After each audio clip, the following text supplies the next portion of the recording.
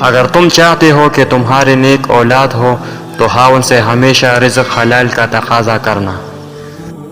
اگر تم چاہتے ہو تمہاری زندگی اچھی گزرے ہمیشہ صدقہ کرتے رہنا۔ اگر تم خاوند کے گھر میں خوش رہنا چاہتے ہو تو غیروں کی باتوں پر دھیان نہ دینا۔ جو عورت اپنے بچی کی رونے کی وجہ سے سو نہ سکی اس کو 70 غلام آزاد کرنے کا ثواب ملتا ہے۔